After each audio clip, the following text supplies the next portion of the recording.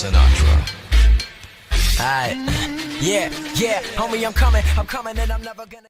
What's going on, guys? Monix coming back at you with a new video. I haven't said that in about 5 months, maybe even longer. I don't even know if my last video was that. That's how long it's been.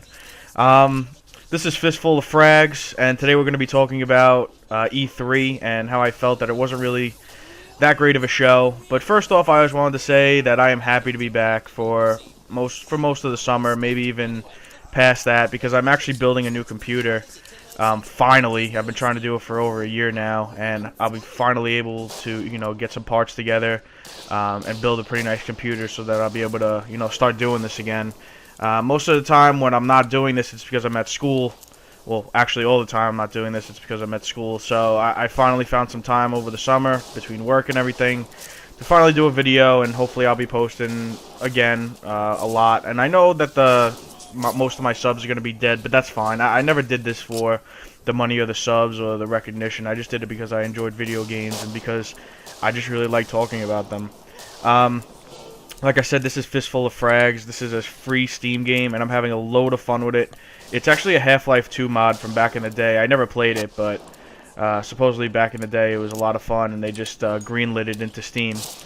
Anyway, let's talk about E3 for a bit. E3 for me this year was, I want to say, underwhelming at best. It wasn't really the greatest thing in the world because I didn't feel like that there was anything that kind of went wow, like there wasn't that wow factor this year. Like, I didn't think that there was anything that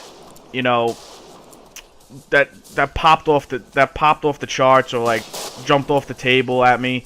Maybe the one thing that did was Rainbow Six Siege, but I'm a little hesitant because right now, if you look at Watch Dogs, I personally didn't purchase it, but my friend Steve did, and I've been looking at some videos on it and everything.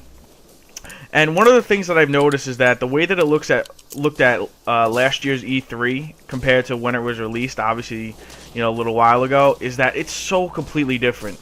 And that makes me skeptical and makes me take everything at E3 with a grain of salt. Personally, I don't think that the full Rainbow Six Siege package is going to exactly look like the way that it did at this year's E3, and I don't think that any game will. Maybe some of the games that are closer to release in October or something. But most of all, I've lost my trust with video game companies when it comes to video game conferences, and I think a lot of people have too, because they're trying to make the game look as great as possible, and even on the PC, the game doesn't even look that good. Now, I personally am going to be transitioning over to PC gaming, but I still will have an Xbox One, so, when the things like the new Gears of War comes out, or games that I can't get on PC because they're exclusives, I can only get them on Xbox One, I'll definitely get. So there's things like that I want to get. But most of all, I thought Microsoft did a bit better than PS4. I didn't watch the Nintendo one, so I can't really say anything. Microsoft, I mean, they focused on the games, like I said, but there was no game that just... I'm so aggravated because there's no game that made me go, holy shit, like, I have to get that. The closest it came, like I said, was Rainbow Six Siege, but, I mean, even the new Assassin's Creed, I was talking to my friend, and, like, I want to get it. I'm definitely going to because I'm a big Assassin's Creed fan, but it just looks like it would any normal Assassin's Creed game. Like, the graphics didn't wow me or anything like that. And, the 4-player co-op is cool and all, but to be honest with you, it's all about the gameplay at the end of the day. Other than that, I mean, just underwhelming overall, and that's pretty much all I have to say about that. I'm actually having a load of fun playing on Steam. For the longest time, my computer has not been able to run a lot of Steam games, and that's one of the reasons why I have been mostly playing these games that don't take a lot of, graphical, like, capabilities, I guess you could say.